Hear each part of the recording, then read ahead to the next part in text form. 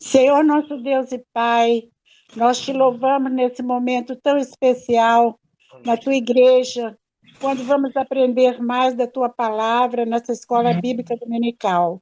Amém. Nós te louvamos, nosso Deus, pela vida do Tiago, que é uma bênção, Senhor, nas tuas mãos, uma bênção, Senhor, na vida da nossa igreja. Amém. Nós te louvamos e te agradecemos por ele, pela sua família, e pela presença de cada irmão agora nessa escola, e por todos nós que estamos nas nossas casas, que possamos, nosso Deus, tirar muito proveito, abrir o nosso coração e deixar que o Espírito Santo fale as nossas mentes e nos conduza, Senhor, nesse estudo, que seja bênção para cada um de nós. Toma o Tiago nas suas mãos, e cada pessoa que participar com uma palavra, que sejam palavras vindas do céu.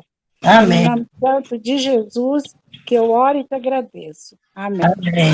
Amém. Amém, dona Sara. Eu só vou pedir que o pessoal que está com o microfone aberto, para fechar, para a gente começar aqui, para não acabar dando ruído para os outros. Vou botar aqui para apresentar o meu slide.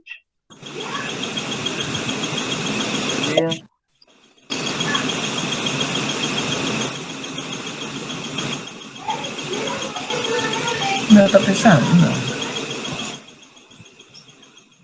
Vocês estão conseguindo ver o slide? Eu acho que não, peraí.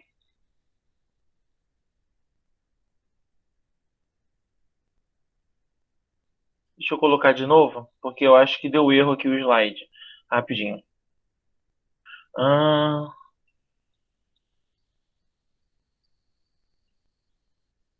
Vamos lá, vai abrir aqui.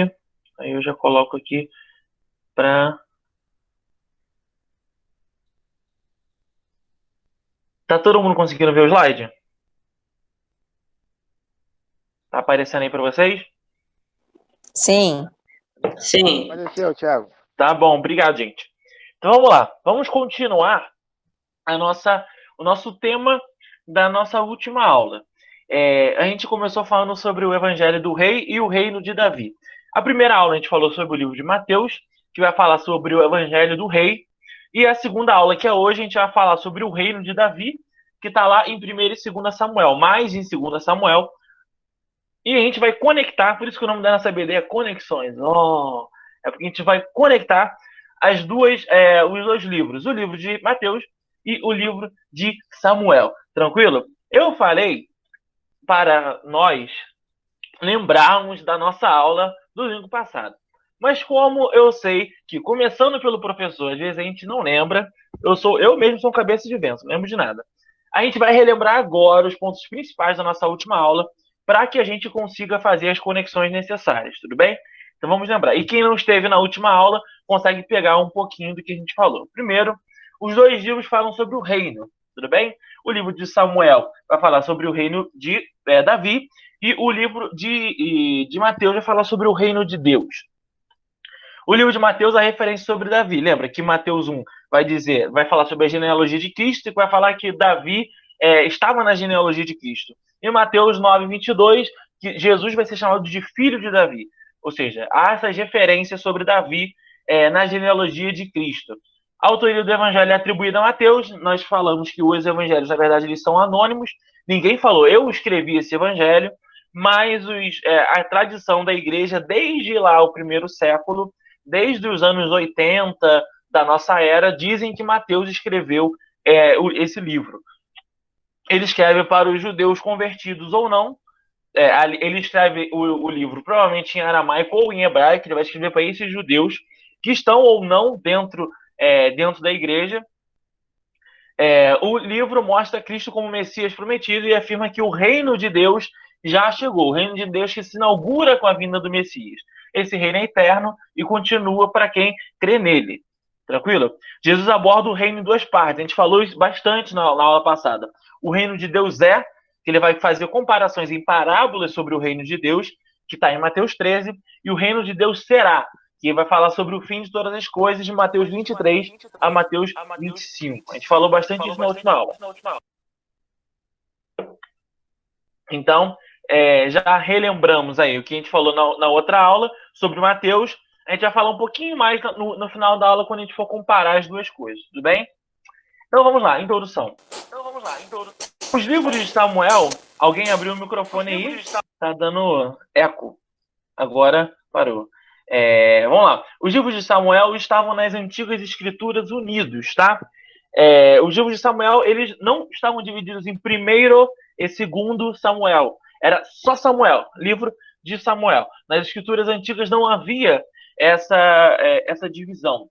Existem algumas coisas que na nossa Bíblia que foram divididas, que a nossa Bíblia ela tem a divisão da Septuaginta, a gente vai falar só um pouquinho da Septuaginta daqui a pouco, mas a Bíblia dos judeus, a Bíblia o Antigo Testamento da Bíblia judaica continua, até porque a Bíblia judaica só tem o Antigo Testamento, continua diferente do nosso. Vou dar um exemplo. Profetas menores na nossa Bíblia está dividido em 12 profetas. Lá, ele não está dividido, é um livro só. É o livro dos 12, que é um livro só para profetas menores. O livro de Reis não há divisão. Então, o conteúdo do nosso Antigo Testamento com a Bíblia judaica é idêntico, é o mesmo, mas a divisão muda. Tudo bem? E o livro de Samuel era um livro que, nos escritos judaicos, ele era um livro unido, ele não estava dividido em primeiro e segundo Samuel, mas foi dividido na Septuaginta, tudo bem? Sempre quando você vê esse símbolozinho LXX, isso é 70 em números romanos, tá? L é 50, X é 10, X 10, ou seja, mais 20, 70, tudo bem? Então, sempre quando você vê esse número é 70. Por quê? Porque a tradição diz que foi escrita por 72 sábios judeus. O que é a tradução da Septuaginta? É a tradução do Antigo Testamento para a língua grega. Tudo bem? Esse rei aqui, Ptolomeu II, eu vou falar mais um pouquinho sobre ele lá na frente. Ele era o rei do Egito nessa época. E a capital do Egito era Alexandria. E ele, como era uma pessoa muito culta, ele queria ter todos os livros do mundo conhecidos na biblioteca de Alexandria. E ele pediu para 72, meu Deus, como é que é o nome? Sábios judeus traduzirem a Bíblia do hebraico para o grego. Tudo bem? Então a Septuaginta é a tradução do Antigo Testamento para o grego. Tudo bem? E há quem diga ainda que também foi escrito em 70 dias, mas isso aí ninguém sabe, tá? Isso aí é coisa da tradição. Foi escrito por 72 rabinos e em 70 dias, mas isso aí só Deus sabe. Só Deus sabe se é verdade ou não. O livro de primeiro Samuel trata da transição para a monarquia. E o segundo fala tipo assim, e a troca para Davi. E o segundo, deixa eu tirar isso aqui da frente. E o segundo livro trata do reinado de Davi em si, suas conquistas até a aquisição da propriedade para o templo. Lembremos que não é Davi que constrói o templo. Ele vai construir o templo e Deus fala para Davi o quê? Não. Quem vai construir o templo é seu filho, não é você. Tá bom? Mas é na época de Davi que ele conquista a cidade de Jerusalém. A cidade de Jerusalém ainda não estava em posse dos judeus, dos israelitas, perdão. Ele conquista a cidade de Jerusalém, Davi, e aí depois ele separa o local do templo, tá? Vamos lá. Que mapa é esse aqui? Hoje eu vou usar 3 mapas, tá bom? Não sei se vocês estão conseguindo ver o meu cursor aqui, mas eu vou mostrar. Isso aqui é o que a gente estava falando antes. O que acontece? No período de 336 a 323 antes de Cristo vir, 300 anos antes, Alexandre, que era dessa região aqui, ó, aqui onde está o meu cursor, ele era da Macedônia, mas ele tinha sido ensinado por Aristóteles. Então, a cultura de Alexandre era totalmente grega, tudo bem? Aí ele vai conquistar toda essa parte aqui do Mediterrâneo, onde meu cursor, minha setinha aqui está mostrando, toda essa parte aqui do Mediterrâneo, Alexandre vai conquistar, tudo bem? E ele vai implantar a cultura grega. Quando ele morre, ele vai deixar o seu reino dividido em 4. E a parte aqui do Egito, onde está a cidade de Alexandria, fundada por ele, vão ficar os Ptolomeus. O primeiro Ptolomeu, ele era um dos soldados de confiança do Alexandre, então Alexandre deixou essa parte do império para ele, tudo bem? E Ptolomeu II, teve o primeiro Ptolomeu e Ptolomeu II. Ptolomeu II, ele era um cara muito culto mesmo, ele gostava muito de aprender. Então, ele vai terminar, na verdade, a Biblioteca de Alexandria. A Biblioteca de Alexandria era a maior biblioteca pública da antiguidade. Tinham mais de 400 mil rolos. Gente, 400 mil rolos. Se reunir 400 mil rolos nessa época, era coisa beça. Era muito rolo. Então, você tinha 400 mil rolos nessa Biblioteca de Alexandria. E uns desses rolos eram os livros do Antigo Testamento traduzidos para o grego. Falam que a Biblioteca de Alexandria ela competia com a Biblioteca de Pérgamo, se eu não me engano, mas a Biblioteca de Pérgamo ela vai surgir um pouco depois. E esse cara era tão fissurado por livro, mas tão fissurado por livro, que diz a tradição que ele roubava livro. O que ele fazia? Ele nos portos, ele pegava todos os livros que estavam dentro dos navios, ele traduzia tudo para o grego e ele devolvia o livro errado para a pessoa. Ou seja, ele ficava com o livro original e devolvia o livro errado para a pessoa. Ele dava a cópia para a pessoa e ficava com o livro original. É só você ver o quão fissurado esse cara era por livro. Então ele fez uma reforma, construiu a Biblioteca de Alexandria e vai colocar esses rolos do Antigo Testamento traduzidos para o grego aqui, ó, nessa Biblioteca de Alexandria aqui, ó. Jerusalém está aqui e Alexandria fica aqui pertinho no Egito. Tranquilo? Continuando para o livro de Samuel. Autoria e data. O livro pode conter, além da vida de Samuel, outras fontes como Natã e Gade. Beleza? De acordo com o que está escrito em 1 Crônicas 29 e 29. Eles acreditam que Samuel não foi a única pessoa a escrever esse livro. Vamos ver mais para frente por que também. Há também referência a um certo livro de Jazar, em 2 Samuel, desculpa, eu tenho que parar com essa mania, 2 Samuel 1,18.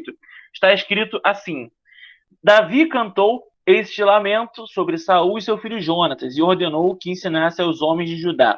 É o livro do arco, que foi registrado no livro de Jazar. Ou seja, ele pegou essa passagem desse livro de Jazar. Tranquilo? Provavelmente Samuel não escreve o livro todo, porque em 1 Samuel 25 é relatado sua morte antes da chegada do reino de Davi.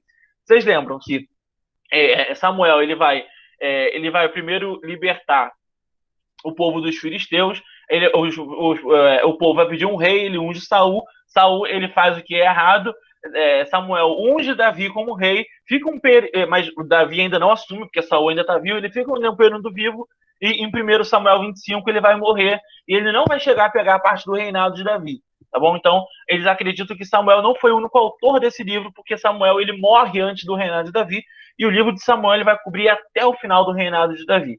Tudo bem? Então, alguém escreve juntamente. Muitos acreditam que tenha sido escrito na era pós-salomônica, pois há referências ao norte e sul como reinos divididos. Aí estão as referências que eles falam, eu não vou abrir em todas, mas se vocês quiserem tirar foto, anotar, está aí a referência. O que acontece? Depois de Salomão, vocês lembram que veio o rei Saul, tudo bem? Aí depois veio Davi deixou o reino para o seu filho Salomão, tá? Depois de Salomão, o reino se dividiu em dois. Ficou Roboão e Jeroboão. O reino se dividiu entre norte e sul. E o livro de Samuel, ele vai se referir ao norte e ao sul como se eles fossem partes independentes uma da outra, entendeu? Por isso que muitas pessoas acreditam que esse livro foi escrito depois de Salomão, porque ele vai falar como o norte, como o sul, como se fosse independente politicamente em algumas partes. Como eu falei, estão as referências aí para vocês. Continuando. Mas algumas pessoas acreditam que ele foi escrito em 930, tudo bem? Que é mais ou menos essa época aí do reino de Salomão, do reino depois de Salomão, 930, tá bom? É mais ou menos essa data que dão. Há também os que acreditam que ele foi escrito mais lá depois ainda, no cativeiro, em 560, quando o povo é tirado de Israel e levado para a Babilônia. Mais especificamente, o povo é tirado de Judá e levado para a Babilônia, tudo bem? Mas isso aqui é para quem acredita numa data muito posterior. Isso aqui não é a principal corrente, essa não é a principal corrente, tá? Isso aqui é uma data muito posterior. São os que acreditam, há pessoas que acreditam que a Bíblia inteira foi escrita no cativeiro babilônico. Eu não acredito nisso, tá? Tem pessoas que acreditam, tudo bem, é a crença delas. Eu não acredito que a Bíblia inteira foi escrita no cativeiro babilônico, mas tem gente que acredita. Mas não é o que eu acredito. Mas também, quem acredita, não vou discutir com essa pessoa por causa disso. Vamos lá. O tema do livro. Então, vamos lá. Falamos da data e autoria, que a autoria provavelmente foi de Samuel e mais gente. Falamos que a data provavelmente foi em 930, mais ou menos ali no fim do reinado de Salomão.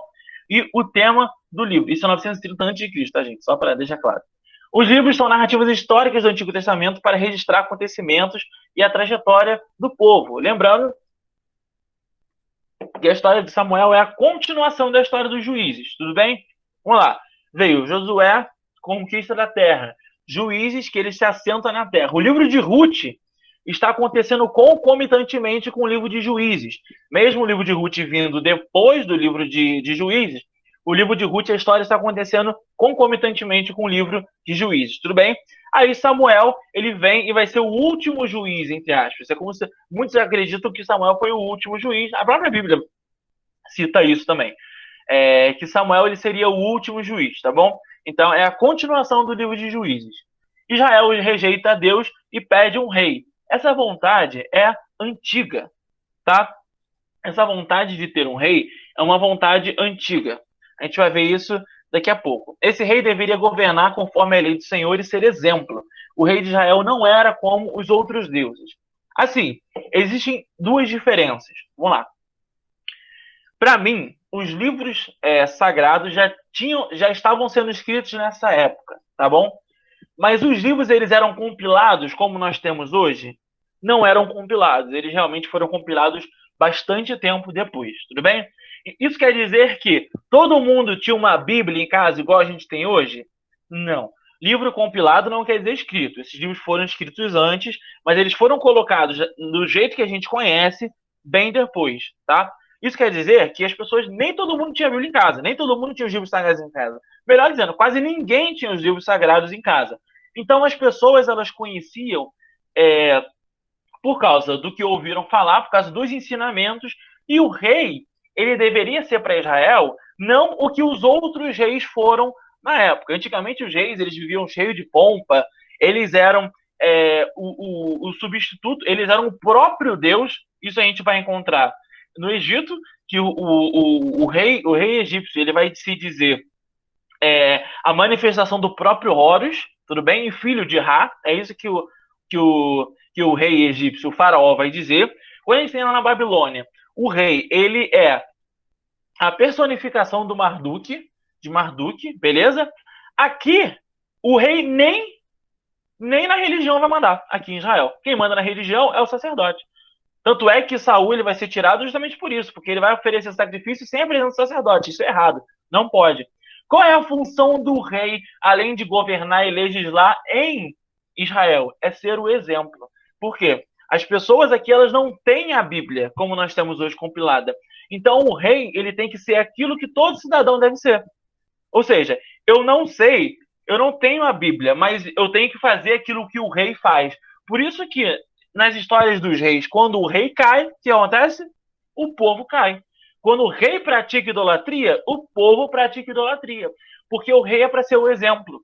O rei é para ser aquilo que a Bíblia diz que nós temos que ser. Tudo bem? Então, o rei ele tem que ser o exemplo de cidadão em Israel. A Bíblia hebraica ainda não tinha sido compilada, como eu falei, o rei deveria ser aquilo que o súdito teria que ser. Mostra desde o início da monarquia, a monarquia não era um projeto de Deus. E por isso, na maioria dos momentos, fracassou. Deus ele não queria uma monarquia, tá? Tanto é que ele fala para Samuel, logo lá no início, quando eles pedem um rei, ele fala, Samuel, não fica triste não, porque eles não estão rejeitando a vocês, estão rejeitando a mim. É isso que Deus fala. Deus não queria uma monarquia para Israel. Deus não queria que Israel fosse igual aos outros povos. A gente vai fazer um brevíssimo estudo daqui a pouco sobre isso. Deus ele queria que Israel fosse um povo separado. Ele não queria que Israel fosse igual aos outros povos. Ele queria que ele mesmo fosse o rei de Israel. Mas Israel não quis. Na verdade, desde os juízes, Israel quer um rei. E a gente vai ver isso daqui a pouquinho. Tudo bem? Mas Deus ele não queria de jeito nenhum monarquia. Ele não queria de jeito nenhum a monarquia. Tá? Contexto histórico. Aqui a gente vai passar rapidinho. Em 1 Samuel, Primeiro, Samuel estava com problemas espirituais. Sacerdócio corrupto, a gente vai ver isso em 1 Samuel 2,12. Deixa eu ver se eu consigo abrir aqui. 1 Samuel 2,12. O sacerdócio 2,12-17 está corrupto. A arca não estava no tabernáculo, havia idolatria e havia juízes desonestos. Ou seja, o povo estava completamente desandado, né? Não sei nem se essa palavra existe, mas se não existe, eu estou falando. O povo estava completamente desandado. Estava tudo errado. Então Samuel e o próprio rei Davi, eles vêm para tentar dar um jeito nessa situação. Tudo bem? Isso vai mudar um pouco as lideranças de Samuel e Davi. Cadê? 1 Samuel 2,12.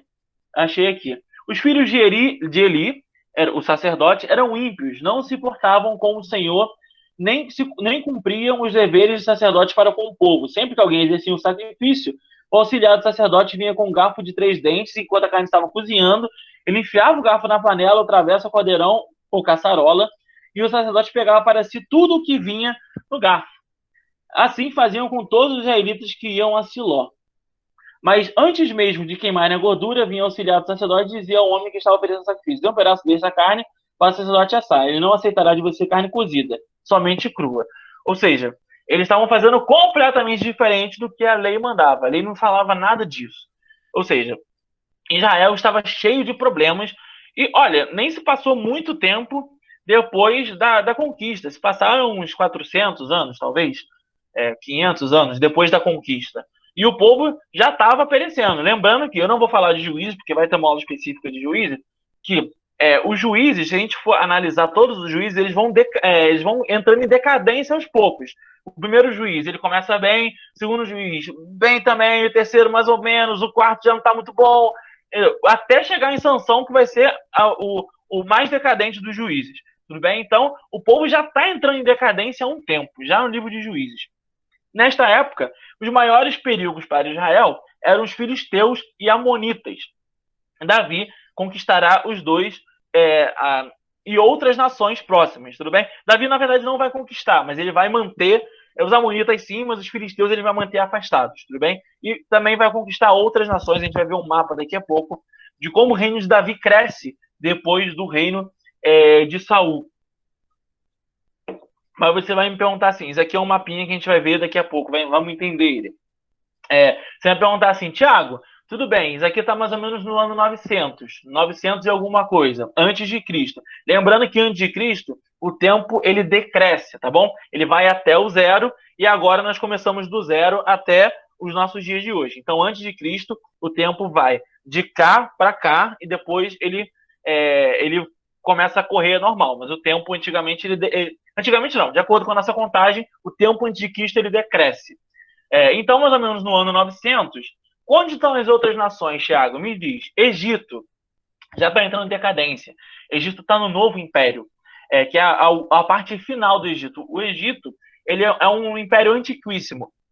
Se formou mais ou menos no ano 3600 a.C., o Império Egípcio. Mas no ano 900 já está começando a entrar em decadência. Já não é aquele Egito que a gente conhece, tudo bem? Já está entrando em decadência. Tiago, Babilônia, como é que tá? Babilônia também ainda tá fraca, Babilônia, tudo bem? A Babilônia mais tarde vai ser conquistada pelo Império Assírio. Babilônia tá fraquíssima ainda, tranquilo? Aí você vai me perguntar assim, Tiago, e lá em cima, a gente vai ver o mapa aqui, ó. Aqui nessa parte aqui, os hititas. Os hititas vão ser destruídos também.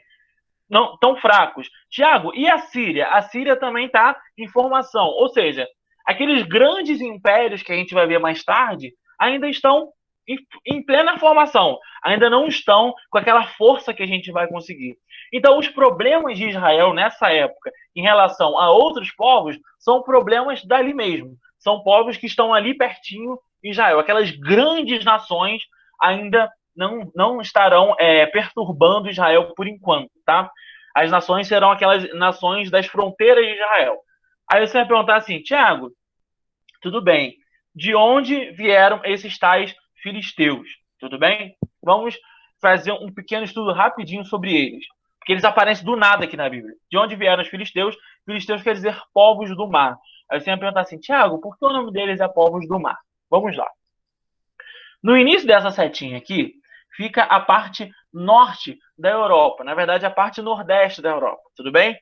No século XII a.C., ou seja, mais ou menos no ano 1200 a.C., vai ter um problema aqui nessa parte norte, que a gente não sabe até agora o que foi direito. Não sabe se foi problema de inverno, não sabe se foi colheitas ruins, mas esses povos aqui que estão aqui no norte da Europa, eles vão descer, porque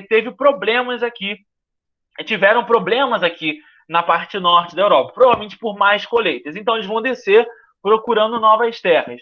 Então esses povos, eles vão vir invadir a Itália, ó, a Itália está aqui, vão invadir a Grécia, tudo bem? Aqui que vai ter a chegada dos espartanos, que são chamados dórios. Os espartanos, eles vão surgir aqui no ano 1200.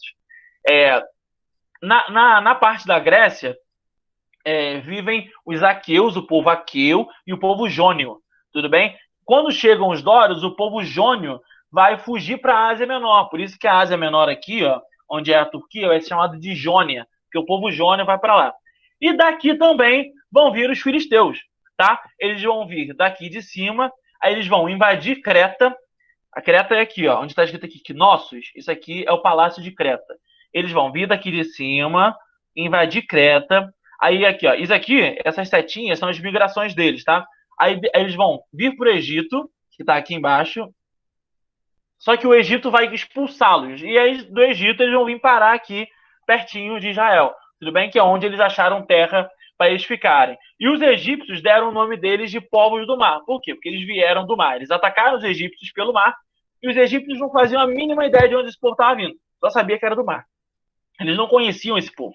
Então, eles vieram tentar atacar o Egito expulsou, e aí eles vieram parar aqui em Israel. Tudo bem? Isso aconteceu, ou seja, o povo, os filisteus estão ali mais ou menos desde 1150, 1100, tá bom?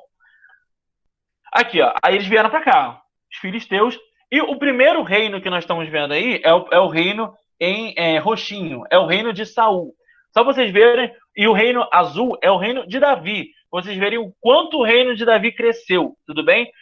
Davi, ele vai para travar os filisteus aqui embaixo, ele vai conquistar outras nações aqui em cima, vai parar os amonitas, lembrando que os amonitas eles são descendentes de Ló, tá bom? A Bíblia vai dizer isso lá atrás, nas histórias primordiais de Gênesis. Os amonitas são descendentes de Ló, tá? Então, Davi vai ampliar bastante o reino. O reino que só era isso aqui vai ser ampliado. Mas lembrem-se, existiam... Isso aqui não é um mapa, entre aspas, real. Por quê? Existiam cidades aqui dentro que não faziam parte do povo. Vou dar um exemplo. Jerusalém está aqui dentro da cidade do reino de Saul, mas Jerusalém ainda não havia sido conquistada. Jerusalém era dos jebuseus, tá? Então, algumas cidades aqui dentro ainda não haviam sido conquistadas. Mas a gente coloca para ter uma noção de como era o reino. Mas algumas cidades aqui ainda não haviam sido conquistadas, tipo Jerusalém. Jerusalém vai ser conquistada por Davi, tá? Vamos, então, continuar. Por que um rei não era plano de Deus? Isso a gente vai falar. É um dos temas centrais do livro de Samuel, de 1 Samuel, essa parte do reinado. Por que o rei não estava nos planos de Deus? Os israelitas, ao entrarem na cidade, encontraram várias terras com reis. O livro de Juízes cita a falta de um rei e a tentativa de proclamar um rei. Em Juízes 8, vai ser a história de Gideão. Gideão, quando ele vai construir a estola sacerdotal, ele pede, as pessoas pedem para que Gideão reine sobre eles. Mas Gideão recusa. Gideão fala, não vou reinar sobre vocês. Mas não adianta nada, que depois de Gideão vem Abimeleque, e Abimeleque ele mata seus irmãos e se sagra rei, em Juízes 9. Tá? Ou seja, os israelitas eles já tiveram entre aspas, tá, uma pequena experiência monárquica que foi traumática, foi bem traumática. Abimeleque ele era meio louco, ele fazia umas coisas meio nada a ver. Então, inclusive matar os seus irmãos. Né? Então, Abimeleque ele foi uma experiência meio traumática para Israel. Então, essa vontade de Israel ter um rei era uma vontade antiga, porque, olha, eles olharam, poxa, as principais nações têm rei. A gente está entrando aqui na cidade das pessoas, as pessoas, todo mundo tem rei. Por que só a gente não tem rei? Então, eles começaram a fazer essa pergunta e começaram a falar assim, não, nós queremos ser igual a todas as nações. E esse era o reino. Esse era o erro, no caso. Deus já sabia que eles proclamariam rei. Isso está escrito em Deuteronômio 17:14, tá?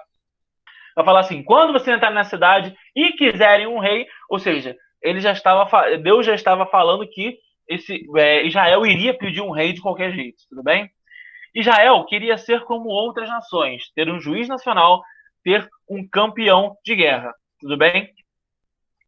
O que Deus queria para Israel? Queria que Israel fosse santa e separada, ou seja, diferente das outras nações.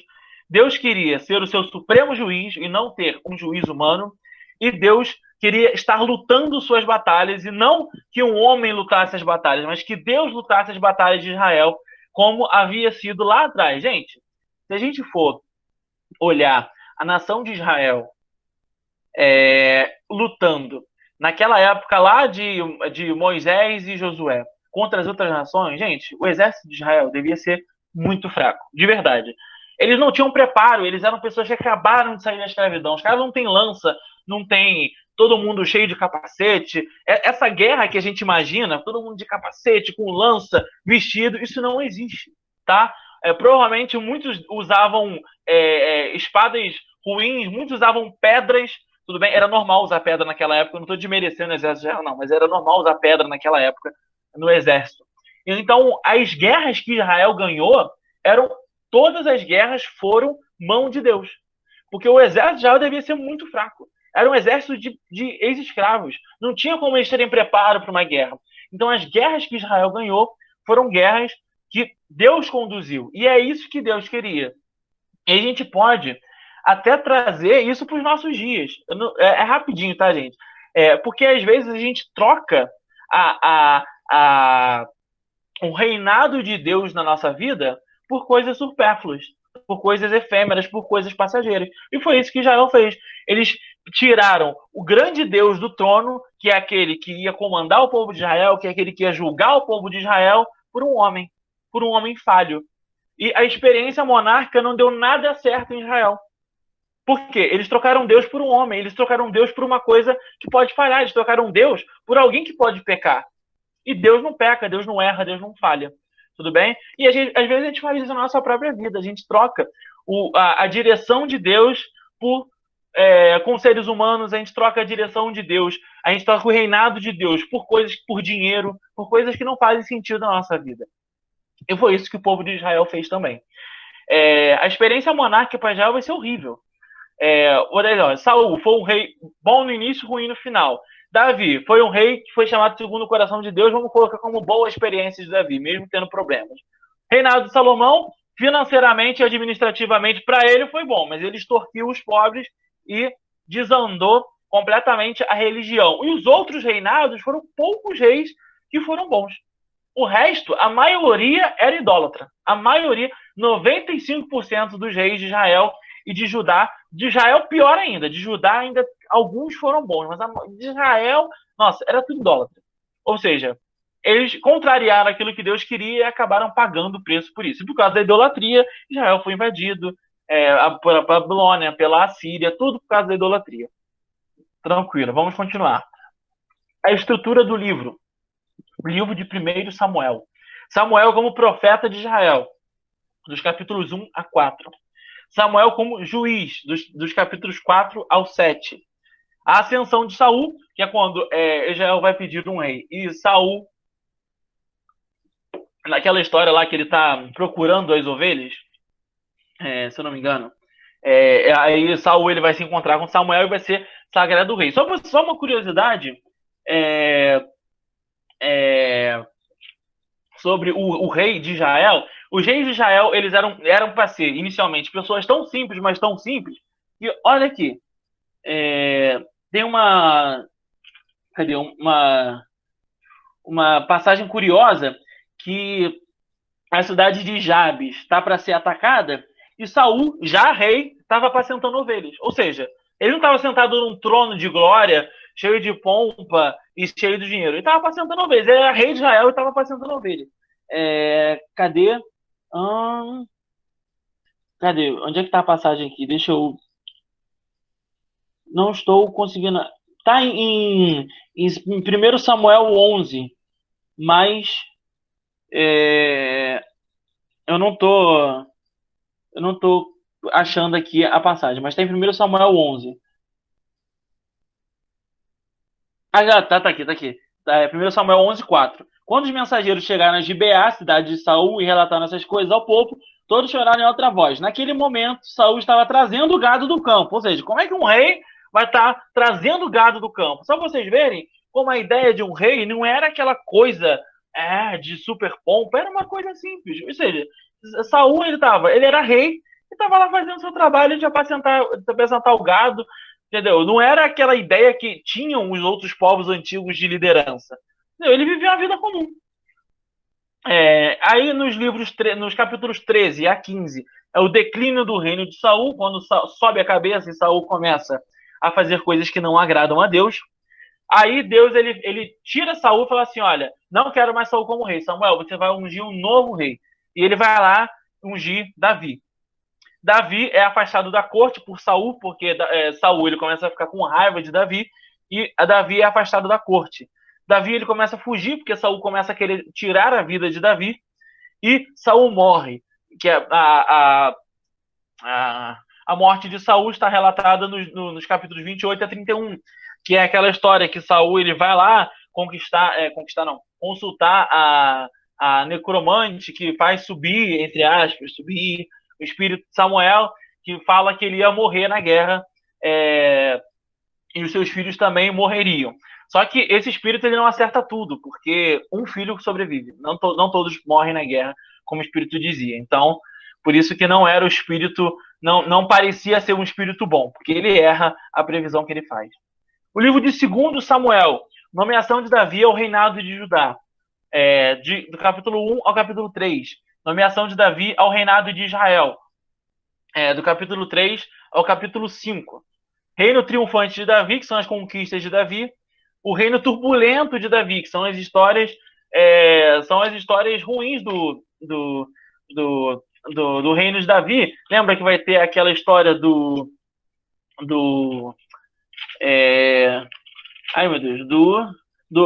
capítulo 11, é o adultério, que ele vai ser repreendido por Natã. A história no capítulo 13 que Tamar é violentada, e isso vai gerar um problema entre os filhos de Davi, que um vai querer perseguir o outro, e isso vai gerar problemas no reino de Davi. E o fim da vida de Davi, que está nos capítulos 21 aos capítulos 24. Vamos lá, nossa última parte dessa aula, as conexões entre Mateus, Samuel, Jesus, Mateus e Samuel, livros, tá bom? Jesus e Davi como pessoas. Vamos começar as comparações entre Jesus e Davi, que estão em Mateus e que estão nos livros de 1 e 2 Samuel. Assim como Davi era o menor na casa de Jessé, 1 Samuel 16, Cristo também se fez menor para salvar a humanidade. Filipenses 2 é aquele texto que vai dizer que Jesus, em toda a sua glória, ele não usurpou ser igual a Deus, mas, pelo contrário, ele se humilhou, se esvaziou de toda a sua glória e veio ao mundo, e é aquele texto conhecido de Filipenses 2. Ou seja, Davi, quando ele vai ser ungido, Samuel ele olha todos os filhos de Jessé, filhos que tinham todas as categorias para serem reis, né? Pelo menos na antiguidade, para você ser um rei, você tinha que ser um rei forte, um rei bonito, forte porque você ia proteger o povo, bonito, que representava a fecundidade, mas não fecundidade da terra. Eles acreditavam que um rei bonito ele tinha sido bem feito e por isso ele ia também ser um rei fecundo na terra. É isso de acordo com os povos da antiguidade. E Davi, acho que a Bíblia fala que ele era bonito, mas não fala que ele não tinha corpo de... Ele provavelmente era uma vareta, com todo respeito a Davi, e ele ficava cuidando do gado no campo. Ele não tinha nenhuma... Tanto é que quando Samuel ele vai ungir, ele fala assim, são esses seus filhos? Aí Jessé fala assim, cara, tem um menino que ele tá lá no campo, mas ele não tem nada para ser rei. E Samuel fala assim, não, mas é esse aí, meu filho. Ou seja, assim como Davi era menor na casa de Jessé, também Cristo se fez menor para salvar a humanidade. Davi era de Belém, assim como Cristo. Cristo também nasceu em Belém. 1 Samuel fala que Davi era de Belém, e Mateus 2 vai dizer que Cristo tinha nascido em Belém. Davi era pastor e arriscou sua vida pelas ovelhas. Isso está escrito em 1 Samuel 17, 34 e 35. E Cristo deu a vida pelas suas ovelhas. Aqui está escrito em João, que o bom pastor ele dá a vida pelas suas ovelhas. E Cristo realmente fez isso. Em Gênesis 4, 49 e 10, há a profecia que o cetro nunca se apartaria de Judá. Isso é verdade. Por quê? O reino de Davi, lembrando que Saul, ele é o primeiro rei, mas Saul não é da tribo de Judá. Saul é da tribo de Benjamim, tá? Então, a partir de Davi, o reino continuaria em Judá, e Jesus, que veio de Judá, iniciou o reino celeste eterno. Ou seja, realmente o cetro nunca se apartou de Judá, porque o reino de Cristo, que é o reino eterno, Jesus era de Judá, então o reino de Deus continua. O reino que era lá personificado no reino de Davi, ele continua eternamente. Então, realmente, o cetro nunca se apartou de Judá. O rei dos reis viria de Judá, como está escrito aí, em Números 24. Essa é a profecia que está escrito lá em Números. E está escrito que uma estrela uma estrela subirá de Jacó e um cetro. Cadê? Números 24. Deixa eu ver aqui. Números 24 está aqui na minha mão já. Números 24, 17 está escrito assim: eu vejo, mas não agora, mas não de perto. Uma estrela surgirá de Jacó e um cetro se levantará em Israel. Ou seja, a profecia de que o rei dos reis viria de Judá. O trono de Davi para sempre seria ocupado por um descendente dele pela promessa. E Cristo é descendente de Davi. Ou seja, o reino que Cristo inaugura, o reino sem fim que Cristo vai inaugurar, está dentro da promessa bíblica, que Jesus é descendente de Davi. Ou seja, o reino eterno de Cristo é descendência do reino de Davi. Tudo bem? Isso está escrito em 2 Reis e em 2 Crônicas. O reino de Davi, a partir dos seus descendentes, duraria para sempre. Jesus é descendente de Davi e ele inaugura um reino eterno. Tá bom? Isso está escrito em 2 Samuel e Salmos. Tudo bem?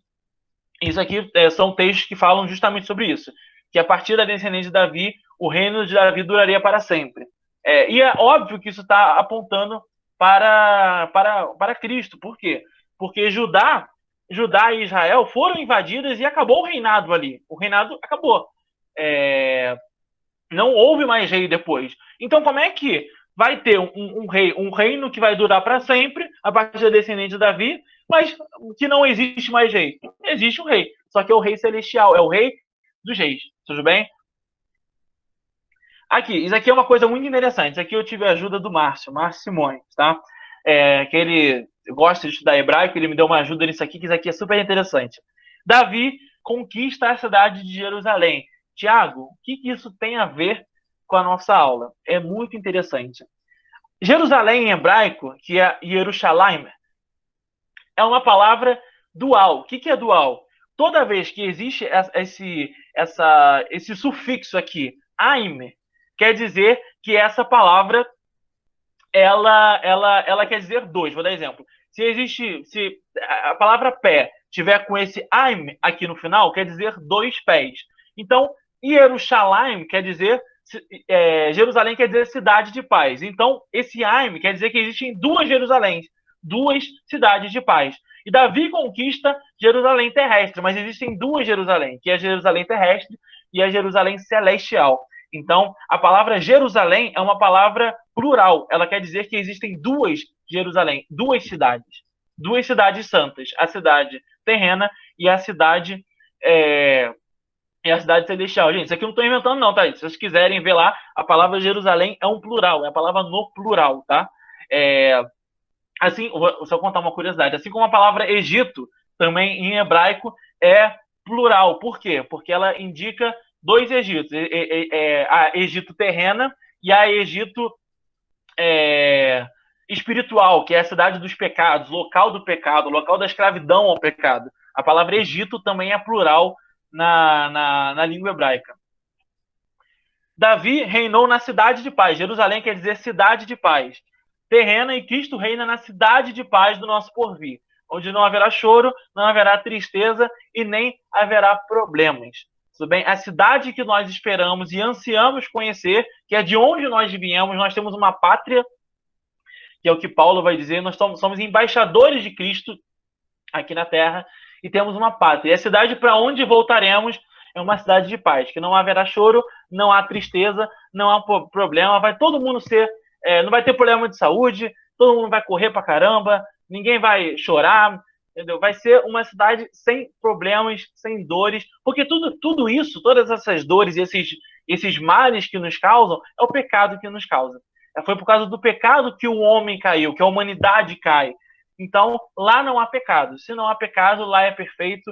Nós iremos viver felizes para sempre com o Rei dos Reis. E assim, encerro a aula de hoje. Vou fazer uma oração e vocês falam aí qualquer coisa que vocês queiram acrescentar e etc. Vamos orar.